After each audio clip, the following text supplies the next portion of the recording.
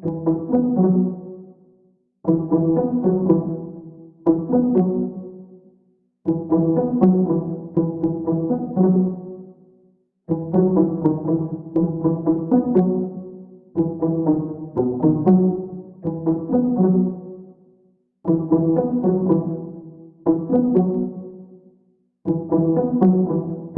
daholo androany dia ndao indray resantsika ny mahakasika ny vaovaon'ny mpanakanto izay tena malaza amin'izao fotoana izao a indrindra fa ireo mpanakanto avy any amin'ny faritry avaratry ny Nosy izay tena hita fa mirehareha tanteraka ao anaty mitsoratserasera Facebook ao amin'izao fotoana izao no izy ireo izay azo sokajiana fa mpanakanto tena manana ny mahizy azy indrindra eo amin'ny resaka fananana vola izay. Efa matetika hitantsika ao anatin'izany moa i Big MJ izay efa fantatry ny maro fa lehilahy manam-baolina fa tamin'ny ity indray mitoraka ity kosa dia isy mavenina indray no tena hita tato ato izay fa nisongadina teo amin'ny resaka an'izay fananam-bola izay. Ka ny fantaniana mipetraka raha amin'izao fotoana izao dia iza ny tena manam-bola amin'izy roa lahy ireto, i Big MJ ve sa isy mavenina, ary raha izy ireo ny tena mpanakanto manam-bola amin'izao fotoana izao inona no tena antony mampanam-bola azy ireo eo amin'ny resaka fanaovana concert isan-karazany ve sa inona? Io no fakafakena amintsika atao anatin'ity video ity ka manasitsika rehetra anaraka an'ity video ity hatramin'ny farany. Aza dininy milaiky ny videontsika ary tsarovy hatrany miabony amin'ny sainantsika mba ahafahanareo manaraka tsy tapaka ny video izay lefa any amin'ny sisisita matao-gasy toy izao ny fanaovana azy. Tsy ampendrely isika fa avetrany tonga dia vavany ndao ary. Raha ny resaka fitadiavam-bola no asiana resaka dia isan'ny sehatra anankiray izay tena mampidi-bola maro dia maro ny sehatry ny zavakanto, indrindra fa ny sehatry ny lamozika izany ho an'ireo mpanakanto izay mivohy ny gadona tropikaly moa marimarina kokoa satria ireo no tena mahazo concert betsaka ary ireo ihany koa no tena manao balle tsy ankiady mihitsy mandritra ny taona. Rehefa mpanakanto izay ka nivohy ny gadona tropikaly ka malaza ary mahazo contrat marobe dia efa azo lazaina fa tsara resety izay satria ny gadona tropikaly dia tena isan'ny be mpankafy raha ho an'i Madagasikara sy ny malagasy izay, ary io gadona tropikaly ihany koa no tena ahazoana concert marobe indrindra manerana an'ireny distrikta any amin'ireny faritany ireny, ary any moa ny tena be mpankafy no sady be mpamonjy izany concert izay ataon'ny mpanakanto izay. Raha ny resaka contrat amin'ireo artista izay kalaza amin'izao fotoana izao indrindra fa ireo artista izay mivohy an'izay gadona tropikaly izay manao concert na any amin'ny desaka aza dia manodidina ny 4 hatramin'ny 7 tapitrisa ariary eo ny concert izany hoe sady manao gala no manao balle izany. Izay zany ny resetin'ireo artista kalaza isan'andro rehefa manao an'izay concert mitety ireo faritra any amin'ny distrikta izay tena be mpankafy azy ireo izay. Rehefa atao moa ny kajikajy ao anatin'izay vola be izay dia raha toa ka ao anatin'ny ray volana dia mahavita concert 10 hatramin'ny 20 eo ny mpanakanto anankiray.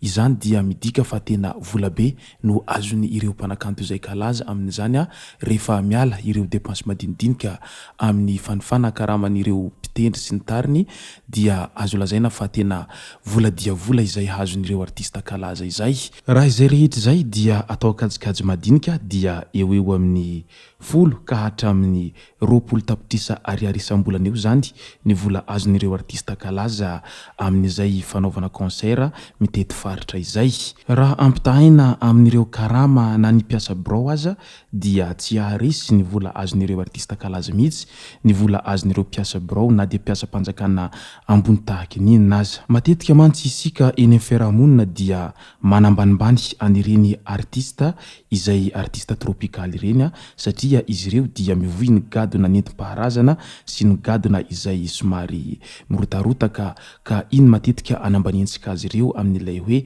tsy misy ianona mihitsy fa resaka mampandihy vody fotsiny tadidio anefa fa iny resaka fahaizandreo mampandihy vodiny mpankafy azy ireo iny ny tena azahoan'izy ireo vola be amin'izay resaka fanaovana balle sy concert izay. Ka izay ny mahatonga an'ireo artista tropikaly tena lasa manam-bola be amin'izao fotoana izao ary maro ny manontany hoe inona no tena mampanam-bola an'ireo artista tropikaly ireo raha oharina amin'ireo artista izay mivohy ny gadona somary aty amin'ny ville ohatrohatran'izany. Ao anatin'izay gadona tropikaly izay anefa dia matetika ny mpanakanto avy any amin'ny sisiny na izay antsoina hoe mpanakanto côtier sy côtière zany no tena mivoy an'izay gadona tropikaly izay satria izy ireo moa no tena havanana amin'izay gadona tropikaly izay.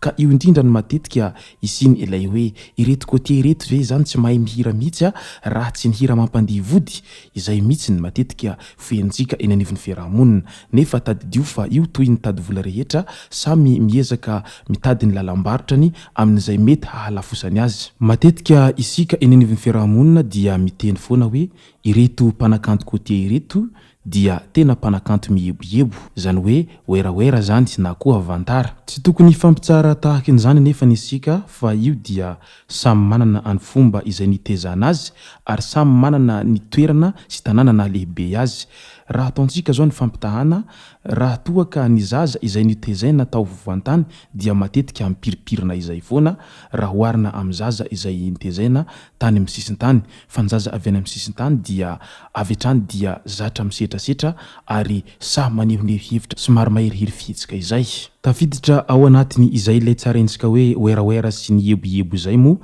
ny zava-miseho tato ato izay. Tsy voasambany moa ity zavatra ity no niseho. Raha tany am-piantahana isika rehetra dia nanaiky ary niara-nahita fa i Big MJ dia lehilahy manam-bola ary tena niporofony moa izany amin'ny mpanakanto rehetra malagasy toa ny Big MJ amin'izao fotoana izao sy ireo mpanakanto izay niara-niainga tamin'ny Big MJ dia azo lazaina fa i Big MJ dia mpanakanto sangany indrindra ary mba azo lazaina fa hoe tena tafa raha eo amin'ny resaky ny fananam-bola izay amin'izao ankehitriny izao. Mety ho izy no nanana anjara sy nitsiki ny vintana amin'izay fananam-bola izay, fa io moa zany tsy misy mahafantatra ny ampitso fa ny zavatra hita aloha hatreto dia i Big MJ dia nilofo mafy tao anatin'izay zavakanto izay ary tsy nitsahatra mihitsy Big MJ no nanao an'ireny concert izay mitety faritra isan-karazany hatrany amin'ny desaka izay farany ambanivohitra izay tsy andehanan'ireo mpanakanto izay mivohy ny gadona somary be zesta ireny fa i Big MJ dia tsy mba miambahamba amin'izany rehefa resaka tady vola izany fa andehanany foana na any amin'ny toerana tsy azon-dalana aza. Ohatra tsara alaintahaka raha ny ezaka izay vitan'ny mpanakanto Big MJ izay teo amin'ny lafiny izay resaka tady vola satria tsapa sy hita fa tena tao anatin'ny Big MJ mihitsy izany hoe nangetaheta fatratra ny mba teo tafa mba hihoatra anireo namany rehetra sy mba hitovy amin'ireo mpanakanto izay kalaza any ivelany izay eo amin'ny resaka na ny fiainana izany na ny fombafomba amam-panao. Hita fa tena efa makamaka tahaka ny fiainana Amerikanina mihitsy raha i Big MJ amin'izao fotoana izao. Ny vadiny raha teo moa dia metisy Amerikanina ka raha ny sitsiny raha i Big MJ no hakatahaka an'izay fiainana Amerikanina izay. Eo ihany izay Big MJ izay efa fantatsika rehetra fa manam-bola izay nanaitra ny maro ihany koa raha nahita any publication izay nataony Smaven tato ato izay. Nilaza moa i Smaven tamin'ny publication an'izay nanomboka tamin'ny faraparan'ny herinandro lasa iny tao amin'ny pejiny tao hoy izy hoe matetika isika rehefa mandeha amin'ny revy dia manakatona bara, izany hoe